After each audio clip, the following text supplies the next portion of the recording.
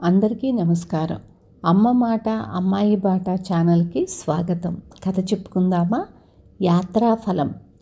గోపవరం గ్రామంలో రాఘవయ్య, భద్రయ్య అనే ఇద్దరు భూస్వాములుండేవారు. ఏనాడో భూముల కొనుగోలు విషయంలో వచ్చిన చిన్న తగాదా కొన్నాళ్లకు వాళ్ల మధ్య తీరని పగగా తయారయింది. రాఘవయ్య అనుచరులు కొంతమంది అతడిచ్చిన ప్రోత్బలంతో భద్రయ్య తరపున వాళ్ల మీద చీటికి మాటికి కయ్యానికి కాలు దువ్వేవాళ్ళు. భద్రయ్య కూడా రాఘవయ్యకు ఏమాత్రం తీసిపోకుండా తన వాళ్లను వాళ్ల మీదకు ఉసిగొల్పుతూ ఉండేవాడు. గ్రామంలోని ఈ పరిస్థితి చూసి దాపులనున్న ఏటిగట్టున కుటీరంలో ఉండే సాధువుకు చాలా బాధ కలిగేది. ఆయన రాఘవయ్య, భద్రయ్యలను పిలిచి ఒకటికి 2 సార్లు తగాదాలు మానవలసిందిగా హితబోధ చేశాడు. కానీ అందువల్ల ఎలాంటి ప్రయోజనమూ కలగలేదు. ఒకసారి రాఘవయ్య పుణ్యతీర్థాలకు యాత్రకు వెళ్ళి రావాలనుకొని ఆ సంగతి చెప్పేందుకు సాధువును దర్శించి, నేను మన ఊరి వాళ్ళు కొందరితో కలిసి రామేశ్వరానికి యాత్ర వెళుతున్నాను. తమరు శిష్యులతో సహా వెంట వస్తే మాకెంతో ఆనందంగా ఉంటుంది అన్నాడు. నాకెందుకు ఈ తీర్థయాత్రలు, మీరు వెళ్ళిరండి అన్నాడు సాధువు.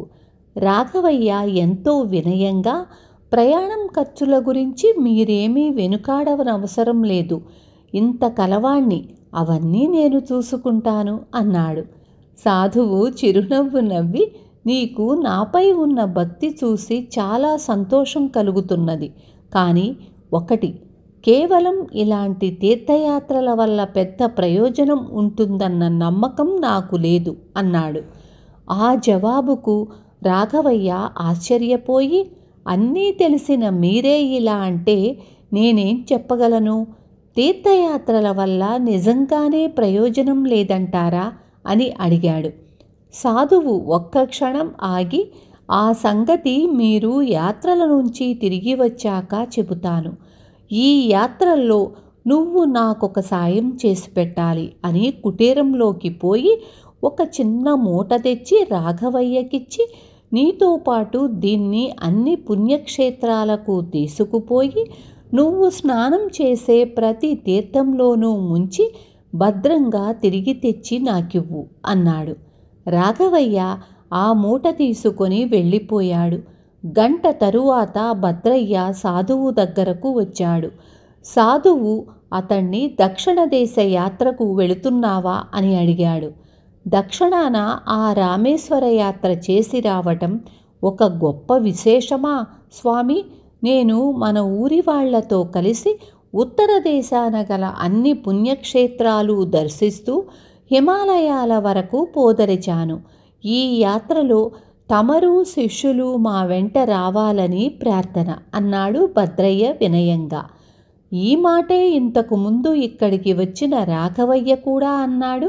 కానీ ఇటువంటి తీర్థయాత్రల వల్ల గొప్పగా ప్రయోజనం ఉంటుందని నేననుకోను అన్నాడు సాధువు.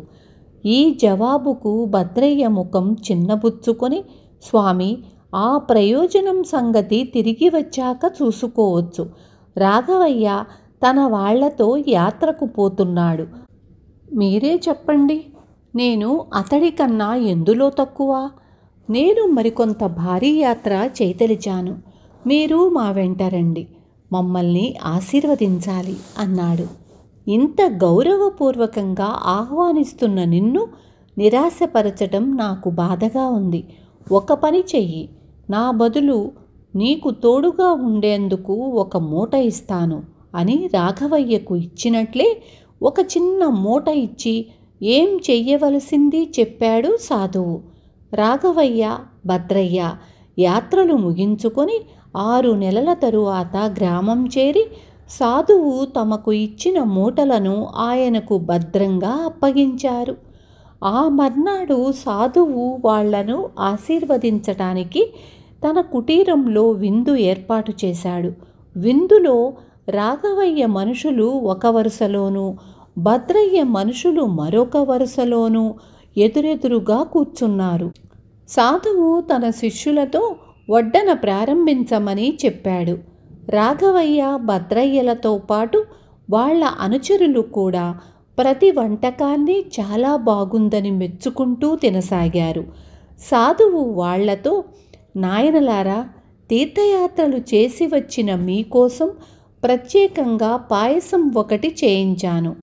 అది ఇప్పుడు మీరు తినేవాటికన్నా కూడా అద్భుతంగా ఉంటుంది అని శిష్యులకు ఆ పాయసం వడ్డించమని చెప్పాడు. పాయసం రుచి చూస్తూనే అందరూ ముఖాలు చిట్లించి సాధువు కేసి చూశారు. సాధువు వాళ్లను, ఏం పాయసం రుచిగా లేదా అని అడిగాడు. రుచా? పరమ చేదుగా ఉంది అన్నారు అందరూ. అలాగా?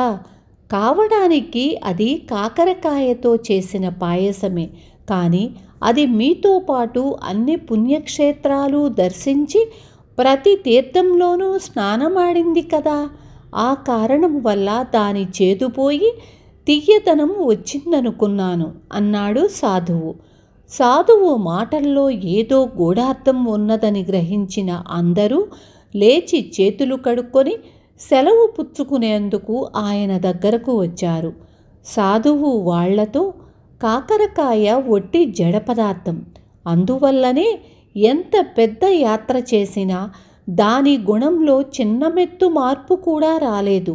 కానీ మనుషులమైన మనం అలా కాదు.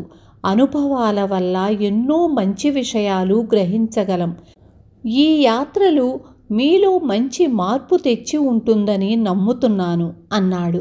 రాఘవయ్య, భద్రయ్య ఆ మాటలు వింటూనే చేయి చేయి కలుపుకొని సాధువు ముందుకు వచ్చి, స్వామి, మీరు మా కళ్ళు తెరిపించారు. ఈనాటి నుంచి మా మధ్య స్నేహానికి తప్ప వైరానికి తావులేదు. గ్రామస్తులందరం సోదరభావంతో కలిసిమెలిసి జీవిస్తాం అన్నారు. సాధువు వాళ్లను దీవిస్తూ, అదే యాత్రాఫలం అన్నాడు. విన్నారు కదా, మనం ఎన్ని పుణ్యక్షేత్రాలు తిరిగాము, ఎన్ని పూజలు చేశాము అన్నది ముఖ్యం కాదు అనేదే దీనివల్ల మనకు అర్థమయ్యింది. రేపు మళ్ళీ ఇంకొక మంచి కథతో మీ ముందుకు వస్తాను.